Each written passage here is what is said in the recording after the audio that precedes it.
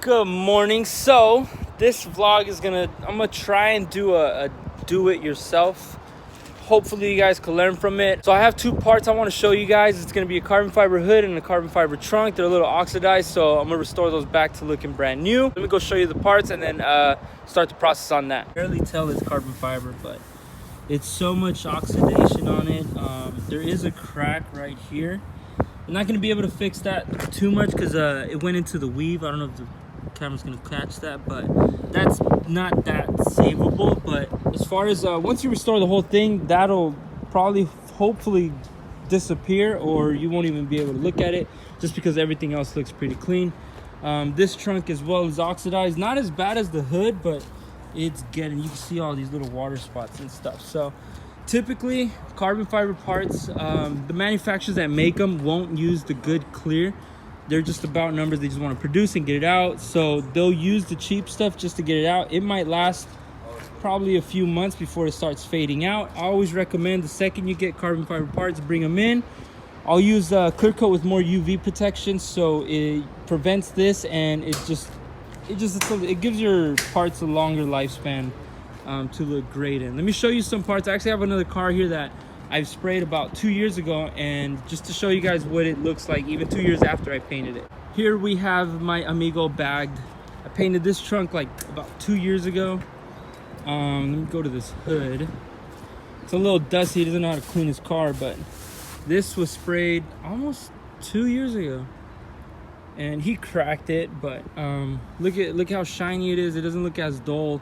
Actually, he got these fenders, carbon fiber fenders, that we cleared them the moment they came in, so you know they're not going to fade out. But yeah, definitely something to, and his headlights are carbon. He brought those in, I clear coated those, and I painted the little bezel as well. But he has a pretty cool car. I won't tell him in his face, but it's alright. But anyways, yeah, get carbon fiber parts, bring them in, add some UV protection with some extra clear coat on them, and they should last you a very, very long time. Fiber parts, I clear coated the second I got them. Anything carbon fiber you should just really take care of. If you don't want it to look like this, and then you're gonna have to come to me crying later and whatever. So for the future, just if you get brand new parts, get them clear coated. It doesn't have to be by me, but it's just something I recommend everyone to do. There are instances where your carbon fiber is all cracked and you can't just re-clear coat it because you're gonna show all the cracks. So what I like to recommend is you probably throw, like, color match it and then do some fade into the carbon. I've done that multiple times and it looks great. Saves your carbon fiber hood. You don't have to buy another one, and not many people have the carbon fade into it, so something to also look into. But let's throw these inside, get them started to prep, and then I'll show you guys step to step. A DA disc assistant. These are discs, and it assists your discs. Anyways, Snap-on. This is about a $400 DA. Obviously, if you guys are just doing a one-time project, this isn't likely for you. So just with a block, let me get a block. This is a block. Just something to hold it so you could, apply pressure with and get everything straight and smooth. So given the oxidation amount, I'm gonna start off with 240 grit and then hit it with 320 and then end it at 600. So this is pretty rough. The lower the number, the grit, the rougher the sandpaper will be, meaning the deeper the scratch it's going to make on the panel. So you want to have a finer scratch when you get close to paint, so 600 is preferred sprayed grit. I love spraying over 320, but depending on the occasion or whatever the part is, even the color, you decide what the difference between which grit size. But since this is just carbon fiber and we're just worrying about clear coat, we're gonna go ahead and use these in this order: 240 grit, 320, and 600. So let's just say you don't have a DA, you just have a block. You could even make one out of a piece of sponge or something preferably straight and flat. And really, it's really that simple. You just start sanding away. Now, you're gonna do this to the whole thing. You gotta make sure it's nice and even. You could use water just so you could see if you've removed some of the oxidation. Let me see if I can get a good, see if you guys can see a difference. You can see there's no oxidation right here. So it'll take about like a layer to remove the oxidation. And then 240 is a deep scratch. So we're gonna fine tune those scratches with higher grit numbers and then make it nice and smooth and get it ready for paint. After we sand it down with the grits, I'm gonna show you how to degrease it so you don't get any oil or fish eyes in your paint when you lay it down. I got this trunk to do, but I'm not gonna focus on that. Let's just focus on the hood. And then we're gonna try and get this crack out of the way. This isn't really gonna go away, but with cracks like these, the best you could do is sand them down just a little bit, and then the clear coat will hopefully seep in. But given the depth of this scratch, it's not likely, but let's just see what I can do for this, and then overall it's gonna come out good. All right, so I'm gonna start off with 240 grit using the DA, and then you wanna section it off piece by piece. That way you make sure you hit that spot perfect, as opposed to running around all over the place unevenly. Then you forget where you started, ended, and then I jump over to 320 right now, and then just follow the same thing. Later on in the video, I will get in between the crevices and the corners where the DA isn't able to reach. Everything looks ready to go. Now I'm going to show you guys how I degrease this and get it ready for clear coat. Even with all the sanding, you don't know if there's still grease or some type of oil on there that will ruin your paint job. So this is what I love to use. It's called Scuff Stuff, whatever. It's a cream. Let me open it for you guys. It's just a cream. What I do is I dab a couple spots, and you're gonna need a lot or a decent amount of water while you scrub this. What this does, and let me read it off to you. It says promotes cleanliness, spreads out quickly. What this does is it's gritty, so it helps sand a little bit more, but it has a certain type of degreaser or soapy-ish I guess formula products in it, so it helps degrease while sand simultaneously, so you get a well prepped, well cleaned panel, so you can just spray right on top. So what I'm going to show you guys is and then I use a scuff pad. This is equivalent to around 400 grit, 500, depending on, you know, there's a few different ones, there's a few different colors.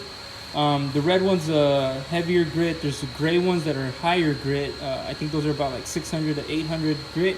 But I want something a little rougher, so this is about 400 grit, I think. But we're gonna use this with a little bit of water in the grease and scrub it, rub it all in, and just hand sand everything with water so everything gets degreased and ready for prep. So the good thing about using this scuff pad is that you can get into curved areas or even small areas that you can't use the block or the DA. So this is definitely highly recommended as a finishing prep. Okay, so here we have it. Everything's evenly prepped. You want to use a lot of water. If you don't have tough scuff or want to invest in that, it's okay. You should invest in one of these scuff pads. And you could just get soapy water, just some soap to fight against the grease. And then you always want to sand it down with water just to smoothen everything out. So what I'm going to do now is I'm going to get outside, rinse it off, and make sure I didn't hit any spots. And then I'm going to go ahead and prep the trunk, do the same thing I did here over there, and then stage everything up inside the booth, and then I'll start spraying.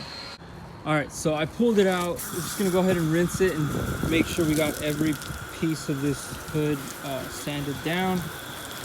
This is essentially what it's supposed to look like after we've clear coated it, and it looks really good.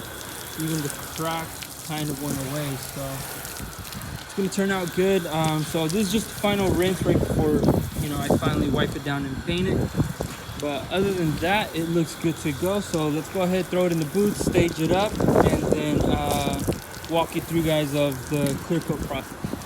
So not many of you have stands. Just throw it on top of tires, boxes, whatever you can. And then right before I spray it down with alcohol. Alcohol helps fight against last minute grease or anything I wasn't able to remove prior. So I got the trunk prepped. I got the hood prepped. Everything's ready to go. This is a tack cloth. It's like a final wipe down, gets any last minute dust particle. Right before you spray, let me see if I could show you guys what I picked up. Nothing, it's pretty clean. So between base coats and stuff, if I was to throw on like a color on this, I would use this to clean off in between coats. But Since this is just needing clear, we're just gonna give a wipe down right before spray. I got my clear coat mixed and ready to go. So let me just show you guys probably my spray patterns on these, and then that's pretty much it. It's really not that complicated to spray clear coat. This is not a video on how to spray clear coat, so I'm just gonna show you what I do to restore these carbon parts. I'm gonna throw about 4 layers of clear coat, so let's get to that. All right, so I mixed up the House of Color Clear. I like using House of Color Clear for carbon fiber parts, especially because the main fact that they have more UV protection than what I've ever seen before. So if you guys don't have that, if you guys don't have a gun or compressor, you guys can use it with a rattle can. You know, I'm not 100% against it if that's the only thing you can, you know, use.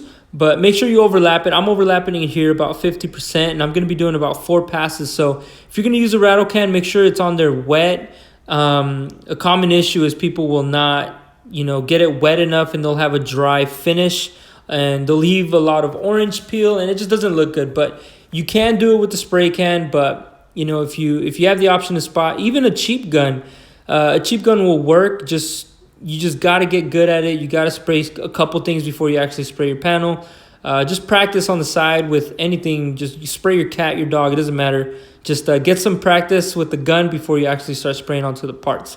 So again, you got to be as straight as possible. As you know, if I'm going to be teaching on how to spray a gun, I'll get into that later. But just get enough coverage as you can evenly throughout the whole panel. And then you're going to do this about 4 times. It might get tiring, but it's worth the finish. So I got the first layer done. It looks shiny, but you know, you got to add the extra layers just because for protection reasons. The more layers, the better. And then if you happen to mess up, you can sand it down and then buff it. So I had the booth running, so you weren't able to hear my voice clearly while recording this, but I'm just saying that it came out really good, no scratches. I started with 240, 320, and then ended at 600 grit, so it's nice and flat, smooth surface for the clear coat to land in. This was nighttime, so I'll end up pulling these parts out the next day and then continue the video from there. All right, good morning. It is the next day. I pulled the parts out. Let me give you a better glimpse of what they look like, but pretty much what you got to do to restore them back to brand new. So before I show you guys, let me just show you once more what they look like before. So much oxidation. You couldn't even tell this was carbon fiber. The trunk as well wasn't too bad, but you know, for future, might as well just go ahead and spray it. This is a finish off of my gun. I highly recommend you try it with a gun first before you try and rattle can. Rattle can is probably best for smaller parts, but if you're going to look into bigger parts, get a spray gun, get some practice. It's well worth the finish. All right, so this is where I'm going to end the vlog. If you guys liked the video, let me know. Comment, like, subscribe. I'll be doing more videos as soon as I get a chance. But in the meantime, hope you guys, I'm working on the edits, the intros, the outros, whatever. But, and then I'm going to try and put some music in there. Just make it look like an actual video, not just something I just put some videos together. Anyways, hope you guys enjoyed this. Talk to you guys next time. Take care. Bye.